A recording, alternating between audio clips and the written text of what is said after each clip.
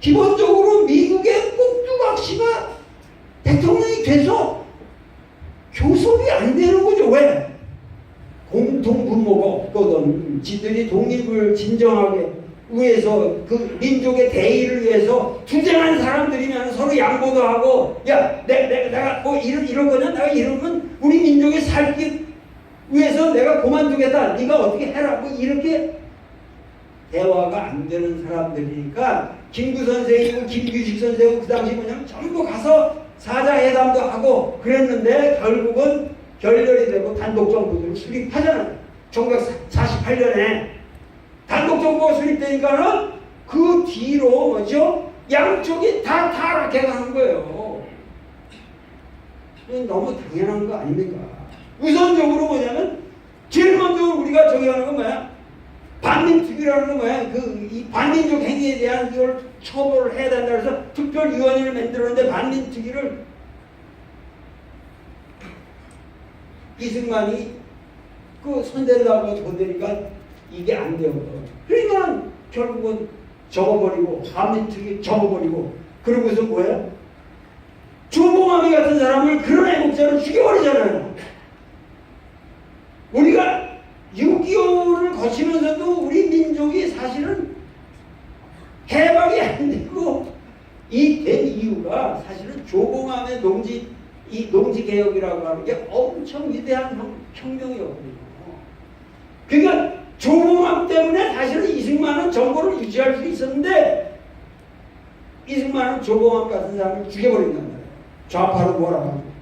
그러니까 한국은 뭐냐면은 그 뒤로 뭐 우연인지 뭔지는 모르지만 자기가 김구도 죽여버렸죠. 뭐 그 뒤로는 뭐 신이 김구 조병욱이고 뭐 하여튼 대적하는 사람들은 뭐 이상하게 죽어요. 지금 이런 역사의 이야기는 지금 원인을 잘 몰라요. 그러니까 최근까지만 해도 무슨 선거가 되기 전에 막 칼 비행기가 하늘에서 뻥 터지고 뭐 별의별 일이 다 많았잖아요. 여태까지. 그러니까 우리 역사를 볼 적에 오늘까지 우리가 여러분들 아셔야 될 거는 오늘까지 우리는 말도 안 되는 너무도 비상식적인 역사를 살아왔다는 거예요. 그건 틀림이 없어요. 이거는 북한이 됐든 남한이 되었든 우리 민족은 반성해야 할 역사지 우리가 자랑할 게 없어요. 반성해야 할 거. 그러니까 뭐냐면 1945년 해방공간 이래로 그렇게 해서 끊임없이 왜곡이 되는 거고 선거가 있다 그러면 선거라는 것은 항상 남은 데서 선거라는 거는 북풍만 일으키면 돼요. 북한에서 뭐가 터진다. 김현희가 뭐 어떻게 됐다. 누가 뭐 했다. 지금 뭐 어디서 북핵 실험했다. 뭐 하면은 좌우지가 뭐냐면은 우리 역사는 정당한 게임이 안 됐죠. 정당한 게임이 안 됐고 민의가 반영되는 역사가 아니었다는 거예요. 그러기 때문에 나는 박근혜가 그 대통령 됐을 때 내가 그렇게 예언했어요. 박근혜가 아마 대통령 기간 동안에 가장 할 수 있는 위대한 우리 민족이 주는 선물이 하나 있을 것이다. 이 예언적으로 말한 거예요. 뭐냐? 분명히 지 아버지 박정희 신화를 청산해 줄 것이다. 박근혜가 대통령 됨으로써 박정희라고 하는 신화. 그러니까 여러분 지금도 여러분 어떻게 생각하시냐면 박근혜에 대해서 최순실이가 얼마나 나쁜 짓을 하고 했으니까 그렇게 이해가 되시겠지만은 박정희에 대해서 굉장한 리스펙트를 가지고 있는 분이 여기 있을 거라고요. 근데 제가 그걸 비판하고자 하는 게 아니라 저도 박정희를 존경하는 측면이 있어요. 역사가들은 그렇게 무지막지하게 한 사람을 다 무조건 이렇게 다루진 않아요. 나는 박정희의 인생에 대해서도 세밀한 조사를 한 사람이에요. 세밀한 조사를 합니다. 근데 박정희는 불행한 것은 굉장한 신념의 사나이고 비전의 사나이였는데 끊임없이 자기 신념을 그 상황에서 배반한다는 거예요. 자기가 스스로 자신의 신념을 배신해가면서 살아남은 여순 순천 반란 사건이라는 그걸 처리하는 과정에서도 동료들을 다 불어가지고 죽이면서 자기 혼자 살아남은 거예요. 그 뒤로 뭐 정통운동, 그 뒤로 5.16 혁명을 일으켰을 때도 5.16 혁명이라는 것이 그거 일으켰을 적에 북한에서는 이게 좌파혁명으로 알았거든요. 왜? 박정희의 형이 박상이었으니까. 박상이라는 사람은 그야말로 우리나라 좌파 운동에서 아주 획을 그은 사람이거든요. 그리고 박정희의 인생이라는 게 자기 형 박상희의 영향하에서 이 사람이 큰 사람입니다. 그렇기 때문에 이 스토리들이 너무 복잡해요. 이런 얘기들이. 그래서 북한에서 박상희의 친구 황태성이를 내려다 보내는데 결국은 황태성이를 박정희가 눈물을 흘리면서 죽이죠. 자기가 어려울 때 맨날 세배했던 형님의 친구입니다. 북한에서 간첩을 파송돼서 된 거죠. 남북한의 관계가 이렇게 복잡해요. 여러분들이 알고 있지 않은 내면에 많은 이야기들이 있어요. 우리 이 역사라는 게. 그런데 그러한 박정희는 결코 정의롭게 다스리지 못하고 단지 우리나라를 굉장히 포괄적인 플랜에 따라서 경제 발전을 시킨 것은 사실이죠. 그런데 그러한 그 변화가 어떠한 우리 민족에게 어떤 도덕적인 하등의 가치를 지니지 못했었다고 하는 것이 비극이라는 거예요. 그러니까 오늘날까지 어떤 의미에서 만약에 말이죠, 우리가 박근혜 전 대통령이 그대로 무사히 대통령직을 이명박처럼 끝냈다고 한다면, 내가 보기에 사실은 이명박이 저지른, 우리 역사에 저지른 죄질이 더 저질입니다. 더 저질인데도 불구하고 그냥 덮어 넘어갔어요. 이제 앞으로 4대강 문제 이거 터지게 되면 어떻게 결말이 날지 모르겠지만 하여튼 나는 이것은 그냥 덮어야 할 죄악이라고 생각하지 않아요. 여러분들 맨날 인천하고 저 인천공항에서 서울로 왔다 갔다 하시면서 그 고속도로 길 인천공항 도로 옆에 엉뚱한 그 방대한 경인문화라는 게 있는 거 한번 가보셨습니까? 썩은 물이 그냥 지금 한 번도 지나가지 않은 근데 그 스케일을 가서 한번 보시라고. 그게 만약에 그 돈만 갖다가 동국 삼성에다 투자했더라면 지금 우리나라가 정말 찬란하죠. 그러니까 지금 우리가 잘못한 일이 한두 가지가 아닌데 결국은 지금 박근혜의 문제는 박근혜 개인의 문제가 아니라 해방 이후에 아까 최초로 1945년 이후에 해방 공간에서 그야말로 주체적으로 항일 투쟁을 해온 사람들이 결국 우리 권력의 주체가 되지 못한 그 왜곡된 역사 전체의 패러다임이 비로소 박근혜를 통해서 붕괴되었다. 이거는 어마어마한 우리 민족의 축복이죠. 축복.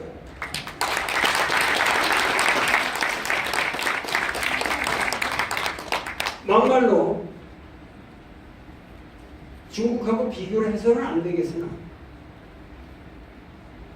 중국도 지금 반부패 운동이라든가 이런 걸 통해서 굉장히 잘하고 있고 하여튼 시진핑이라는 분이 최선을 다해서 이 역사적 여건 하에서 최선을 다해서 노력을 하고 있다고 나는 믿습니다.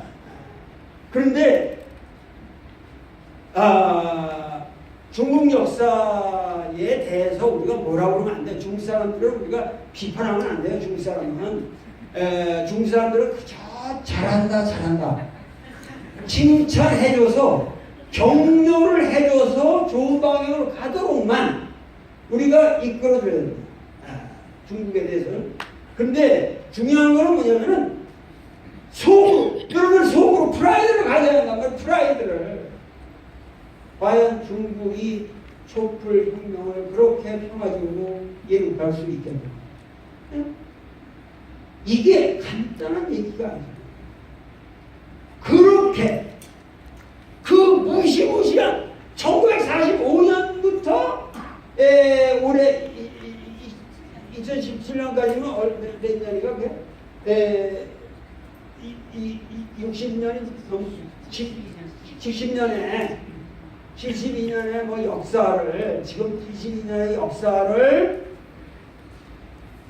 그 적폐를 그 당지한 막강한 권력을 그 현재 재판관인 이정미 아주 개념있고 깨끗하게 생긴 여자죠. 비고 박근혜를 파면하라. 그거 한번 떨어질 때 정말 10년인가 1000년 만년 보면 집중이 확 풀리는데 맥이 탁 풀리더라고요. 이 순간을 위해서 우리가 이렇게 처절한 투쟁을 해왔구나. 근데 우선 위대한 것은 그렇게 헌정 질서 내에서 법관의 입을 통해서 파면하다. 그 순간에 쓰레기 휴지 쪼가리도 안 되는 그 가치가 해방 이후에 잘못되었던 가치가 그 순간에 싹 사라집니다.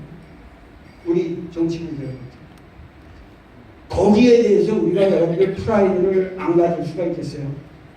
이것은 단순히 우리 민족만이 가능한 이게 뭐냐면 단군 이래 우리가 유교적 문화 속에서 오늘날 우리 어린 아이들이 이렇게 버스간에서 죽었다고 하는 사건도 우리 유교적 독성을 가진 사람들의 감각으로 이해가 안 되잖아요. 이게 이해가 안 되잖아요. 어떻게 지나가는 사람들이 그거를 그냥 찍기만 하고 동영상까지 하면서 그걸 맹자도 유자익종이라고 그러는데 어린애가 엉금엉금 우물로 기어들어가면 그걸 가서 구하는 것이 인간이 아니야. 가슴이 이게 인간 아니냐. 한국 청년은 동경에서 지하철에서 어린애가 빠졌을 때 자기 몸이 죽을지언정 그 중간에 내려가지고 애를 건져 올리고 자기가 죽었잖아요. 그러니까 이게 우리 감정인데 이러한 유교적 가치를 공유하는 인간들이 결국은 지금 우리가 이러한 역사적인 순간에 과연 우리는 이 유교적 가치를 가지고 평화적으로 헌정 질서 내에서 맹자가 말하는 그야말로 군주의 도덕적인 덕성의 기준을 그거를 묻는 거야. 과연 네가 여민동락을 하고 과연 네가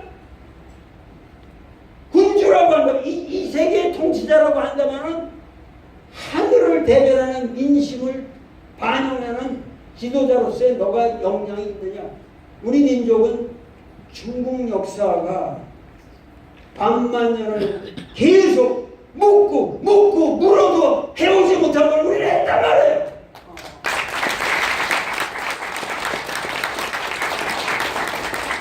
이게 어떻게 간단한 얘기냐 이거예요. 동아시아 역사에서 오늘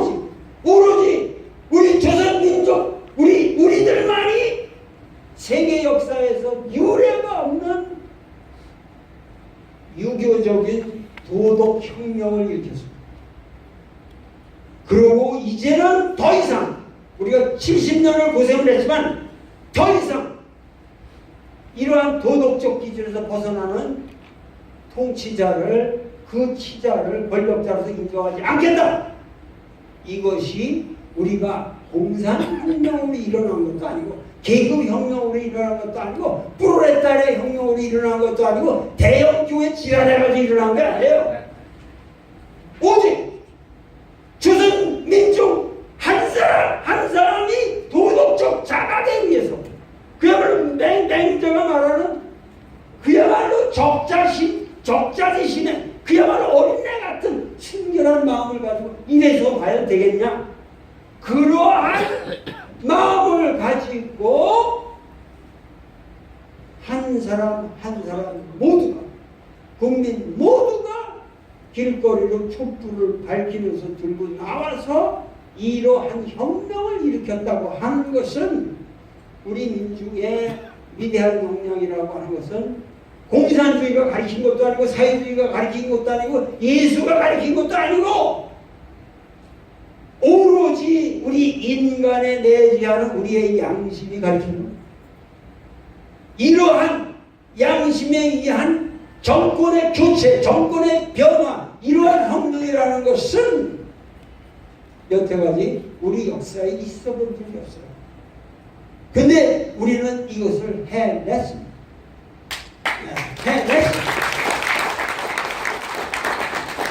그렇기 때문에 이러한 우리의 이것이 사실은 중국 사람들을 우리가 잘 칭찬을 해줘야 됩니다. 속으로 우리가 갖는 프라이드. 과연 중국에서 이런 일이 가능하겠는가? 자, 지금 긴 얘기를 하면 이거 역사 얘기를 다 하면은 이게 끝이 없어. 지금 여러분들도 궁금하기도 하고 그런데, 자, 여기서 우리가 우리 미래를 한번 생각해보자. 내가 여기 오기 전에 아마 여기서 나를 데려온 사람들이 내가 작년에 그 대련이라는 데 딸이야. 그 대련에 가면은 대련에 거기 가면 그 무슨 산성이지? 비사라고 그러나? 비사? 비사성이라고 있어요. 비사성. 그 대련에 가면 바로 한국 그 위로 산 위에 엄청난 돌로 쌓은 산성인데 그게 우리 고구려 산성이에요. 아주 우리 삼국사기에 정확하게 나오는 이 아주 그 산성인데 내가 이제 그런 것을 가보고 싶기도 했고 그 근처에 또 엄청난 산성이 많아요. 그래서 그런 것 좀 보려고 가기도 했는데 그 대련에서 그 중국 전역에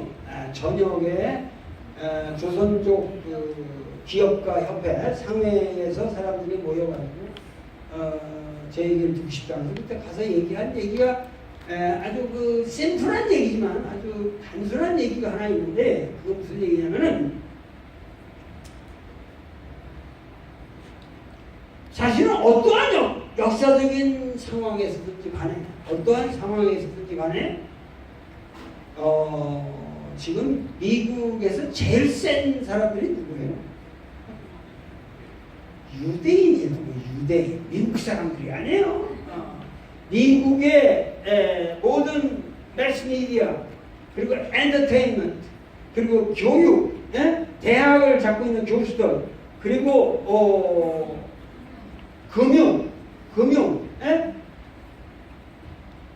이러한 모든 매스미디어까지 해서 한 5개 분야, 가장 미국의 주요한 5개 분야를 다 유대인들이 장악하고 있어요. 여기에는 여러 가지 이유가 있지만 유대인들이 사실은 미국 사회에 정착하게 되는데 가장 큰 공헌을 한 그들을 유대인들이 미국에 가서 그렇게 되게끔 만든 가장 공로적 한 사람이 있다고 해요. 그 사람이 여러분들이 아는 독일 사람인데 그 유명한 누구예요? 아돌프 히틀러. 히틀러가 그렇게 나쁜 짓을 해가지고 유대인들을 다 박멸하니까 유대인들이 살 수가 없으니까 다 간 거예요. 미국으로. 각지에 흩어져서 잘 살았는데, 그러니까 이 히틀러가 얼마나 바보짓을 했냐 하면 그 사람들을 다 그런 다이아스포라에 살던 사람들을 그대로 놔뒀으면 세계가 평화로워지고. 근데 이 사람들을 막 그렇게 갖다가 죽여버리니까 이 유대민족이 반항을 해서 전부 그 박해를 피해가지고 미국으로 갑니다.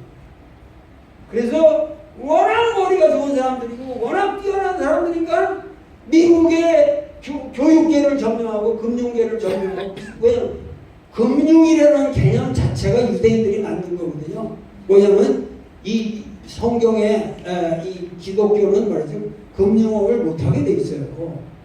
그래서 이 유대민족이 그 금융을 유럽 사회에서 담당했던 거예요. 그래서 샤일록 저 셰익스피어의 그거 보면 샤일록 아주 귀찮은 놈처럼 그리잖아요. 근데 샤일록이 그 금융업자예요. 유대인 금융업자고. 셰익스피어가 아주 비열하게 그리지만, 그래서 유대인들은 셰익스피어를 아주 나쁜 놈으로 봅니다. 여러분 유대인들 만나는데 셰익스피어 문학을 논하지 마세요. 아주 싫어요. 근데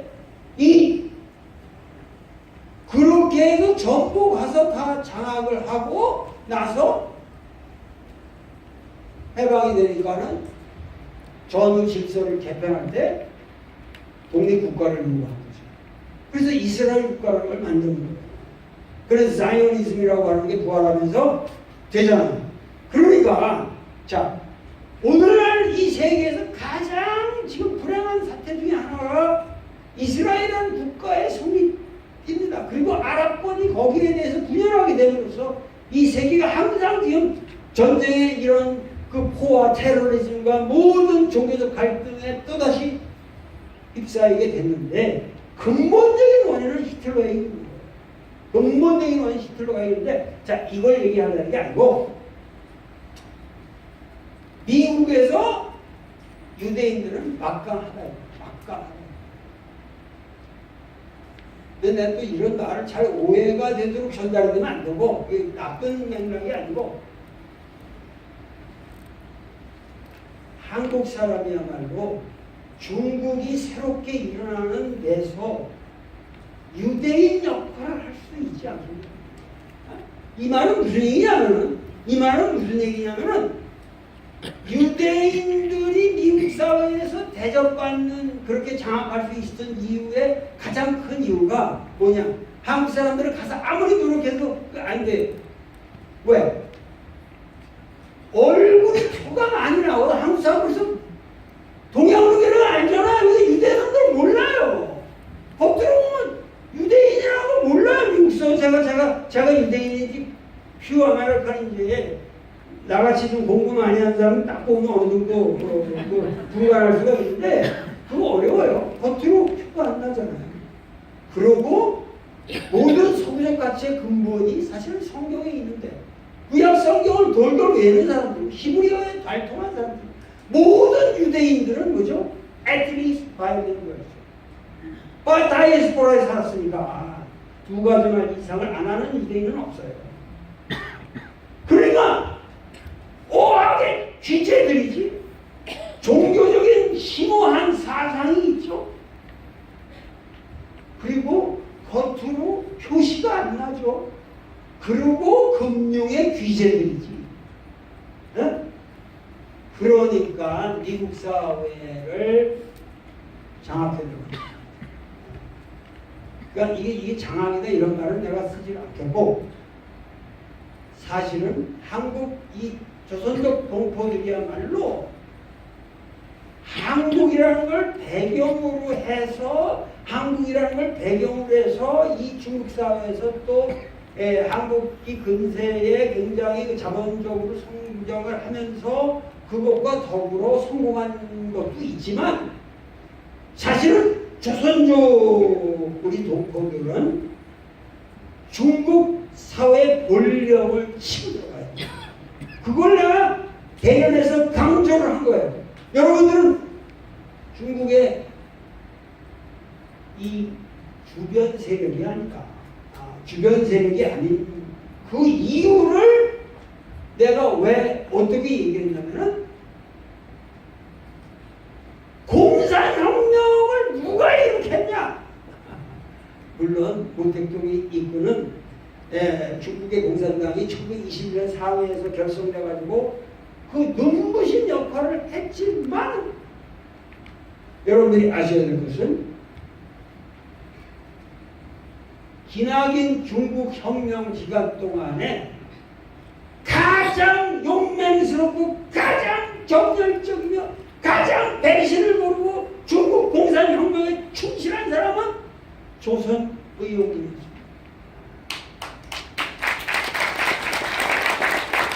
여러분들은 잘 알지 못하지만 여러분들은 대부분의 여기 있는 우리 조선족 동포들은 조선 의용군의 후예들입니다.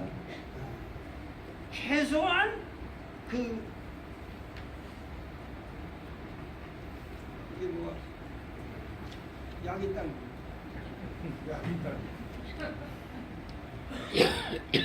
내 소리가 너무 세가지고 약이 다다. 조선 의용군이라는 거 한번 생각해 보세요. 그게 별게 아니에요. 뭐냐면은 지금 모택동에 소위 말해서 이 홍군의 싸움이라고 하는 것은 1차적으로는 누가 싸운 거예요? 장개석 군대하고 싸운 거예요. 국민당 군대하고. 국민당 군대하고 싸우는 건데 국민당한테 게임이 돼요? 국민당은 막강한 군사력을 갖고 있고 그 자본을 가지고 있고 여러분들 송시왕조라는 거 알잖아요. 송미령 그 집안에 송장군이니 뭐 이 사람들에 의한 그 막강한 미국의 지원과 이러한 거에서 그냥 마구 쳐들어오는 그 판에 어떻게 나와? 거기에 어떻게 맞아 싸우겠어요? 그 장기석이는 그냥 공산당은 가차없이 그냥 조여 들어가면 방멸된다. 당시 중국의 양심 지성이라든가 학생들이 대모를 하면서 중국은 왜 있으면 중국은 다 중국은 중국은 뿌다 중국은 뿌야다 중국은 왜 중국 사람이 중국 사람을 치느냐 말이야. 그게 아주 유명한 부호예요. 그러니까는 지금 중국 공산당은 모택동이가 제시하는 라인이라는 건 뭐죠? 공동 항의를 투쟁이라고. 야, 니들 왜 우리를 때려잡냐? 우리 싸우지 말고 지금 우리끼리 싸우면 휴전 협정을 맺고 지금 우리는 공동으로 항의를 해야 된다는 거 아니에요. 그러니까 항일 전선을 공동으로 만들자는 게 또 아주 명분이 뚜렷하잖아요. 그것은 지금 뭐죠? 공동의 항일 전선을 펴게 되면은 시간을 버는 거죠. 그 시간 동안에 공동의 항의를 명분으로 내세우면서 모택동은 지하 조직을 넓혀가는 거죠. 자기 민중 세력을 넓혀가는 거죠. 그러니까는 사실은 항일 전선이라는 것 때문에 공산당은 산 거예요. 그런데 이 항일 투쟁을 중국 사람들은 그렇게 열심히 안 했어요. 왜? 일본 놈이나 마적 때나 똑같거든. 이 광막한 이 중국의 벌판에서 여러분 지금이야 We are Chinese 뭐 지금 뭐 중국의 내셔널리즘이 대단합니다. 축구 하나만 가지고도 뭐 그냥 한국하고 저하고 탑고 하나를. 근데 옛날에 1920, 30년대 중국이라는 게 어딨냐고. 중국이라는 개념이 없었어요. 중국 사람들은 중국이라는 개념이 없었어요. 손문 선생이 가장 고민한 문제가 중고라는 거예요. 중고에 중국이라는 거에 의식이 없다는 게 이게 중국인의 가장 큰 병폐라는 거예요. 그러니까 일본인들이 아무리 들어와서 해봐야 뭐 마적대가 한번 쓸고 간 거나 일본인들이 와서 한 거나 똑같은 거예요. 그런데 한국 사람들이 오면은 한국의 청년들 여기 여자분들도 많이 앉지만 조선 의용대 한국 여자들도 엄청 많습니다. 여성이건 남성이건 한국에서는 그렇게 일본놈하고 싸우기가 어려운데 대륙에만 가면 모택동이가 총 주지, 칼 주지, 옷 주지, 식량 주지, 마음대로 싸워라. 그런데 가장 특이한 한국인의 장점이 하나 있었거든요. 장점이 뭔지 아세요? 한국 사람은 다 여러분 1945년 이전에 중국 사람은 원래 어학 능력이 없는 사람들이지만 일본말 하는 사람이 개토도 없었다. 일본말 할 줄 알면 중국인이 없었어요. 그때도 대학에 일본어과가 있습니까? 뭐가 있습니까? 일본말 할 줄 아는 사람이 없었어요. 근데 한국 사람은 죄다 일본말의 도사야. 일본말 잘하지, 한국말 잘하지, 또 중국말 다 못하지. 그러니까 일본 암호 풀고 뭐하고 선전기라 만들고 이 중국 사람, 일본 그 장병들에 대해서 이 마이크 선전할 적에 한국 사람이 가서 그냥 안 한다! 한군에 이 새끼들을 죽을 거냐 영예롭게 이 중국 공산혁명에 가담해서 뭐 니들 생각을 바꿔라. 그러니까 이런 그 마이크를 해대고 효과가 좋단 말이야. 한국 사람. 그러니까 여러분들이 잘 몰라서 그렇지 모택동에게 조선 의용처럼 고마운 군대가 없었습니다. 현실적으로 그 기회가 이해가 되지